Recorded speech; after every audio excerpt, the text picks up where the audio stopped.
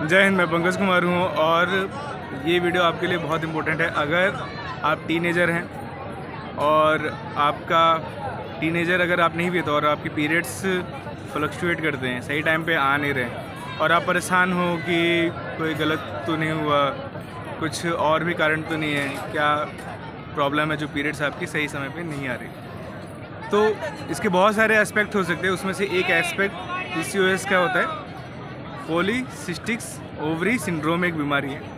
उसके बारे में हमें और ज़्यादा बताने वाले हैं हमारे भैया हैं, विवेक भैया, जो एक रिसर्च स्कॉलर है एम्स दिल्ली में, और इस PCOS वाली बीमारी पे आपको और ज़्यादा बताएंगे। तो बहुत बहुत धन्यवाद एम्स भैया, आपने एग्री किया।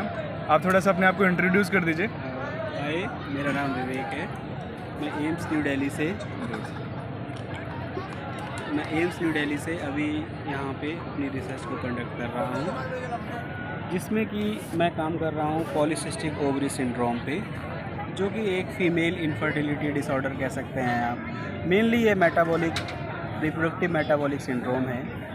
ये लगभग 8 से 13% औरतों में पाया जाता है, अगर हम वर्ल्ड वाइड लेवल पे बात करें। इसमें क्या होता है कि इसके 3 फीचर्स हैं, जो जिनमें से एक है कि हिर्सुटिज़म होगा या हाइपर एंड्रोजनिज्म होगा, जिसमें हम देखते हैं कि लड़कियों में या औरतों में उनके फेशियल हेयर की ग्रोथ बढ़ जाती है। अगर फेशियल हेयर ग्रोथ ज़्यादा है और एंड्रोजन्स ज़्यादा हैं, जैसे कि टेस्टोस्टेरोन, DHEAS और अदर रिलेटेड हार्मोन्स जो एंड्रोजन्स हैं, एक्चुअली ये फीमेल्स में कम होने चाहिए, बट इस कंडीशन में इनकी मात्रा बढ़ जाती है। दूसरा फीचर्स है हमारा ओव्यूलेटरी डिसफंक्शन, मतलब कि पीरियड टाइम से ना हो। उसको एसेस करने के लिए भी हम देखते हैं कि जो किसी भी साइकिल में अगर हमारी साइकिल 35 डे से मतलब 35 दिनों से ज़्यादा है, तो हम उसे कंसीडर करते हैं कि ये साइकिल नॉर्मल नहीं है। और ऐसी कम से कम एक साल में 8 साइकिल्स ज़रूर होनी चाहिए। अगर 8 साइकिल से कम है तो आप कह सकते हैं कि आपको ओव्यूलेटरी डिसफंक्शन है। और तीसरा फीचर है जो कि है polycystic ovarian morphology. Polycystic ovarian morphology में हम देखते हैं कि हमारी ओवेरियन साइज़ इंक्रीज़ हो जाता है, उनका वॉल्यूम बढ़ जाता है, और उसके साथ साथ ऐसा होता है कि जो AMH लेवल है, एंटी मलेरियन हार्मोन, ये भी बढ़ जाता है। AMH बढ़ने का डायरेक्ट वो रिलेशन है हमारे फॉलिकल काउंट से। अगर फॉलिकल काउंट ज़्यादा हैं तो AMH हाई रहता है। अब हम बात करेंगे कि अगर ये 3 फीचर्स में से आपको कोई भी 2 फीचर्स, कहने का मतलब है अगर या तो आपके पीरियड लेट हो रहे हैं, उसके साथ आपको हाइपर एंड्रोजनिज्म है, तो हम कह सकते हैं कि हाँ, ये PCOS है। और तीनों फीचर्स ही अगर किसी एक पेशेंट में हैं तो हाँ, उसको भी पॉलीसिस्टिक ओवरी सिंड्रोम है।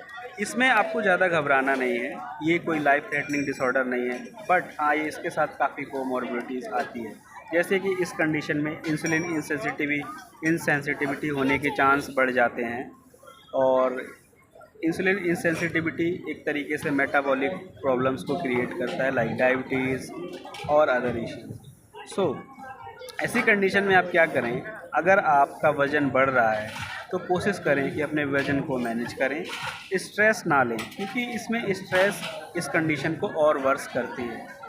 अपने खान पान पे ध्यान रखें, ये कोई बहुत ज़्यादा डरने वाली चीज़ नहीं है, बस लाइफ मैनेजमेंट को, अपने लाइफस्टाइल मैनेजमेंट को बहुत अच्छे से रखें, खाना टाइम से खाएं, एक्सरसाइज रेगुलर करें। ये नॉर्मल हो सकता है, it is not treatable but it is manageable.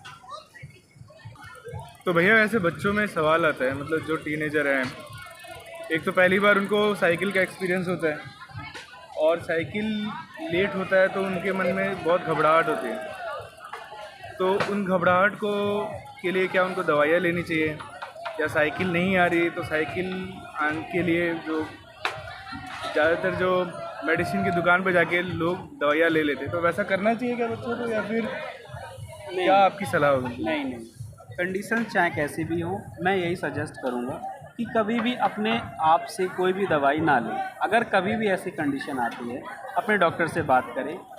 ये आपका एक पर्सनल और प्राइवेट व्यू भी हो सकता है, इस बात की क्या कह सकते हैं कि इस बात को हमेशा कॉन्फिडेंशियल रखा जाता है।